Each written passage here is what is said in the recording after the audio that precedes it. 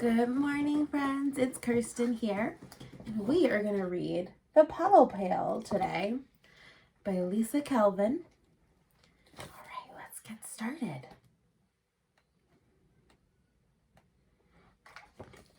One bright morning after a storm, Ernest, a young blue crocodile, and his green brother Sol set off for the beach. They skipped through the wet grass and stamped through the mud, drumming on their shiny pails. "I'm going to fill my pail with shells," said Sol, who loved to collect things. So this is Sol. He likes to collect things. "I'm going to fill my pail with sand and build a sand castle," said Ernest, who loved to make things. So Sol likes to collect and Ernest likes to make. "Maybe I'll find some rocks too," said Sol. "All shapes and colors for my rock collection, and some feathers for my feather collection, and maybe some string." Sol bent down to pick up a rubber band. "Just the thing I need for my rubber band collection. You ought to start a collection, Ernest." "I don't know what to collect," Ernest replied. "Collect something you really like," said Sol. "Something that comes in different shapes and colors and sizes. That way, your collection will be interesting." So there they are. They're talking about their collections. Ernest watched the clouds make flower shapes and seahorse shapes in the windy sky. He watched a little snake cloud puff up like a dragon. He watched a rabbit cloud curl into a ball. "Clouds are interesting," he said. "I wish I could collect clouds." "Clouds!" exclaimed Sol. "You can't collect clouds. Think of something else." "Because will clouds fit in his bucket?" "Yeah, no, they don't fit in his bucket." "Stars," said Ernest, imagining the sky at night. "I love to watch stars." "But you can't collect stars either," said Sol. "They're too far away and too big and very, very hot." "They look so small and cold," said Ernest. "I wish I could collect stars."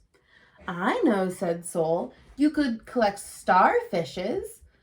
"I like starfishes in the ocean," said Ernest, "but I don't think I want to collect them." "Well," Sol suggested, "what about star-shaped cookies? You could collect star-shaped butter cookies with frosting, and star-shaped chocolate cookies with sprinkles," Ernest added. "And star-shaped cherry cookies with toasted nuts," said Sol. Ernest's mouth watered. "I wish I could collect a bunch of cookies right now in my stomach." So he keeps thinking of things he wants to collect that you can't fit in your bucket. Just then, something caught Sol's eye. A bottle cap lying in a puddle. "Look at that sparkly bottle cap," said Ernest. "You could start a bottle cap collection." "It's pretty," Ernest agreed, "but I like the puddle it's in even more." "The puddle?" said Sol. "It looks like a little piece of the sky on the ground. I wish I could collect it." "You can't collect puddles," said Sol. "Yes, I can collect puddles," said Ernest. "They're not too far away or too big or too hot, and I don't want to eat them." Splish, splash. Ernest scooped the puddle into his pail. "Ernest," said Sol, "you're not really going to start a puddle collection, are you?" "Yes," said Ernest, "I am." He scooped up a green puddle, round as a saucer. Splash, splosh. It joined the other puddle in the pail. Sol rolled his eyes. "Since you're going to stay here collecting puddles, I'll go down to the beach by myself and collect real things." "Puddles are real," thought Ernest as he searched for more things to collect. "Here's a purple puddle, and a striped puddle, and a flower puddle, and a puddle full of diamonds, and a puddle full of squares.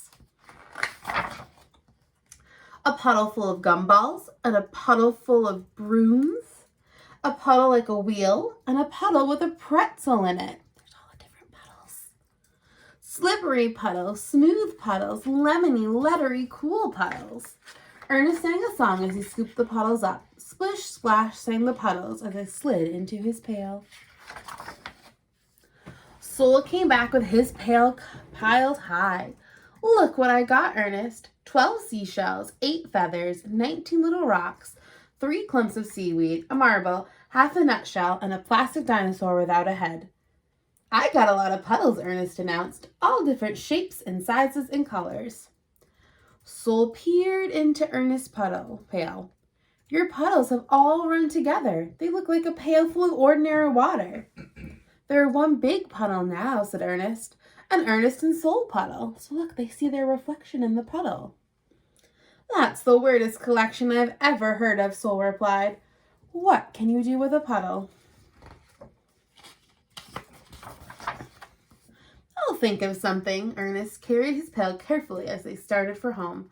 I know, said Soul. You could help me wash the sand off of all my new collections. You can wash your own collections, Ernest replied. I'll think of something else to do with my puddle. Ernest set his puddle pail on the grass and sat down to swing. While he swung, his puddle slowly turned from gold to pink. Clouds swam in and out like little fishes. So look, his puddle is a reflection of the sky.